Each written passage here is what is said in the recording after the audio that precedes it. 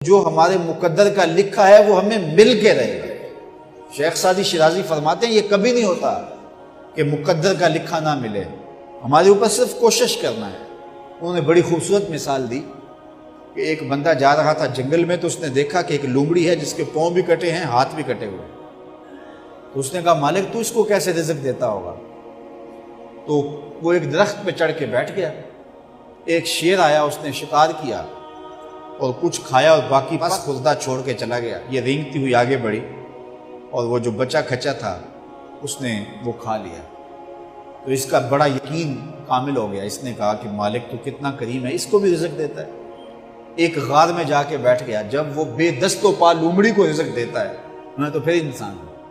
ایک پہر گزرا، دو پہر گزرے، تو ہاتف سے آواز آئی میرے بندے میں تجھے بھی دوں گا، لیکن شیر بن لومڑی نہ بن، شیر بن لومڑی نہ بن، کہ خود بھی کھا اور اوروں کو بھی کھلا۔ تو قسمت کا ہے جو مل کے رہتا ہے۔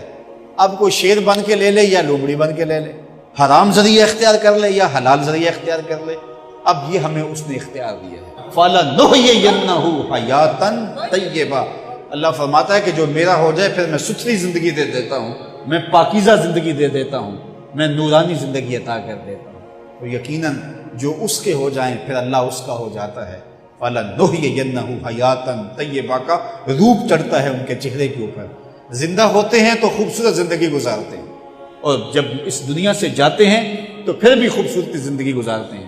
اللہ تعالی ہمیں ایسا کر دے کہ مرنے کے بعد بھی ہمارے چہرے پہ رسول اللہ کے انوار کا عکس نمایاں ہو، اور دنیا کی زندگی میں رہیں تو ہم طمانیت کی زندگی، سکھ اور چین کی زندگی گزاریں۔ صبح سے لے کر شام تک ٹینشن، مصیبت، پریشانیاں، کیا ضرورت ہے اتنا کچھ لینے کے لیے؟ درود پڑھتے جاؤ، زندگی گزارتے جاؤ، زندگی سوکھی گزارو، زندگی اوکھی نہ گزارو۔ جو اللہ نے دے دیا اس پہ راضی ہو جاؤ، بس ٹھیک ہے۔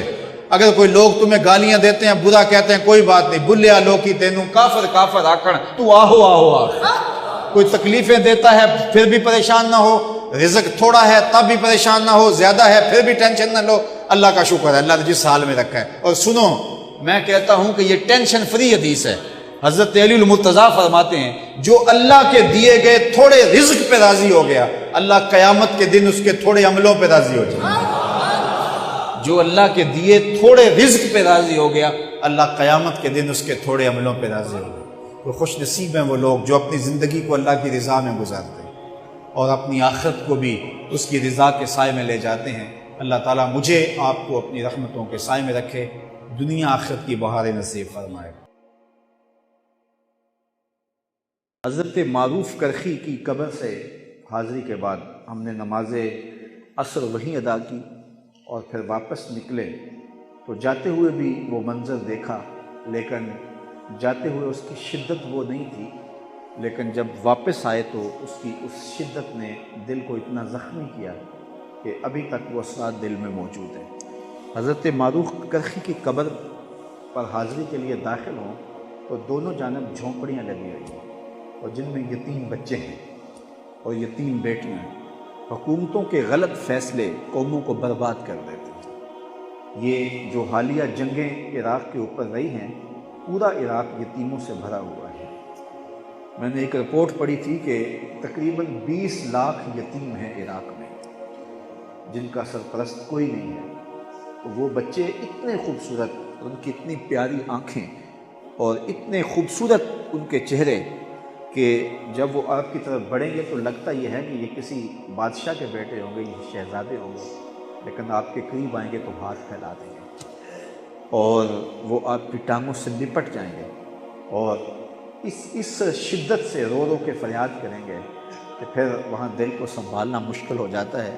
اور نرم دل لوگوں کے لیے تو وہاں جو ہے وہ اذیتوں کے بہت سارے سامان ہیں۔ تو حکومتوں کے غلط فیصلوں نے ان کو برباد کر کے رکھ دیا ہے۔ اسی طرح امام اعظم ابو حنیفہ علیہ رحمہ کے مزار نور پہ حاضر ہوں، عالی شان مسجد بنی ہے اور اس کے ساتھ جو ہے وہ احاطے ہیں، تو وہاں بھی جو ہے وہ کثرت کے ساتھ جو ہے وہ اس طرح کے لوگ ملیں گے۔ حضرت امام غزالی کے مقام پہ حاضری ہوئی تو وہاں بھی یتاما کی کثرت دکھائی دی، اور وہ بکھرے ہوئے الجھے ہوئے بال، گویا بغداد کی مانگ اجڑ گئی ہے۔ وہ محبتوں کی سرزمین آج امن کو ترس رہی ہے اور وہاں کے بچے یتیم ہو گئے اور بچیاں بیٹیاں یتیمی کا داغ لیے حسرتوں کا منہ بولتا ثبوت بنی ہوئی ہیں، اور درد دل رکھنے والوں کے لیے کتنا اذیت ناک لمحہ ہے۔ یہ وہ شہر ہے کہ جو محبتوں کا امین تھا اور یہ عقیدتوں کا مرکز تھا، اور یہاں کے لوگ اوروں کو خیرات دیا کرتے تھے۔ 1970 کے اندر عراق کے 1 دینار کے $4 آتے تھے، اور اب ہم $100 دیتے تھے تو 1,24,000 درہم آتے تھے۔ تو اس وقت 1 درہم کے $4 آتے تھے، تو اس قدر ان کی کرنسی گر گئی ہے اور بے توقیر ہو گئی ہے، اور وہاں کے یتامہ، وہاں کے غربا، ان کا کوئی پرسان حال نہیں ہے۔ یہ کتوں اور بلیوں کی تنظیمیں بنانے والے، ان کے حقوق کے بات کرنے والوں نے پورے بغداد کو اور پورے عراق کو اجاڑ دیا ہوا ہے، اور ان کی بستیاں جو ہیں وہ خیمہ بستیوں کی طرح ہیں۔ کچھ علاقے ہیں کہ جو بہتر کر لیے گئے ہیں، لیکن بہت سارے علاقے جو ہیں وہ اجڑے ہوئے ہیں، اور عراق کا کچھ حصہ داعش کے جو ہے وہ قبضہ اور اختیار میں ہے، اور وہاں جانا ذرا مشکل تھا۔ ہم موصل جانا چاہ رہے تھے، لیکن ہمیں کہا کہ وہاں حالات کچھ اچھے نہیں ہیں تو آپ نہ جائیں۔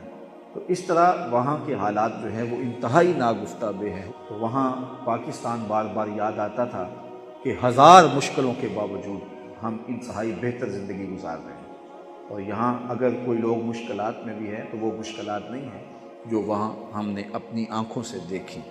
اس لیے پاکستان کے کارپردازوں کو، سیاسی اور عسکری قائدین کو فیصلے سوچ سمجھ کے کرنے چاہیے۔ وہاں کے کچھ لوگوں سے ہماری باتیں ہوئیں اور گفتگو ہوئی، اور ہمارا خیال یہ تھا کہ وہ امریکہ کی غلط پالیسیوں کی وجہ سے ایسا ہوا ہے، اور یقیناً ہے بھی، لیکن وہ امریکہ پر بات کرنے کی بجائے ایک اسلامی ملک کا نام زیادہ لیتے تھے کہ اس کی پالیسیوں نے ہمیں برباد کیا ہے۔ تو اس وقت بھی 2 اسلامی ممالک آپس میں ٹکرا کر کے امت مسلمہ کا جنازہ نکالنا چاہ رہے ہیں۔ پاکستان کی قیادت کو، سیاسی ہو یا عسکری قیادت ہو، سوچ سمجھ کے فیصلے کرنے چاہیے۔ کسی ایک پلڑے میں اپنا وزن نہیں ڈالنا چاہیے، بلکہ آزادانہ طور پہ فیصلے کرنے چاہیے اور اپنی قوم کو بچانا چاہیے، کیونکہ پوری دنیا پر مسلمانوں کی آخری آماجگاہ پاکستان ہے۔ اللہ کے فضل سے یہ پاکستان ایٹمی قوت بھی ہے اور اس کی مضبوط آرمی بھی ہے، اور وہاں بڑی دعائیں ہر دربار پہ اور ہر جگہ پہ ہم اپنے عسکری قائد کے لیے، جنرل راحیل شریف کے لیے کی، کہ جس کی جرت نے، جس کی بہادری نے دہشت گردی کے طوفان بدتمیزی کو کچل کے رکھ دیا، ورنہ یقیناً حالات جو اس ملک کے ہو رہے تھے تو یقیناً ہمارے بچے بھی نوالوں کے لیے ترس رہے ہوتے اور ہاتھ پھیلا رہے ہوتے۔ تو یقیناً قوموں کی زندگی میں جو لوگ جرت مند فیصلے کرتے ہیں اور دانش مندی سے فیصلے کرتے ہیں، قومیں انہیں کبھی نہیں بھلاتی اور قومیں انہیں یاد رکھتی ہیں، اور جو غلط فیصلے ہو جاتے ہیں اور اس کی سزا جو ہے وہ قومیں بھگتتی رہتی ہیں۔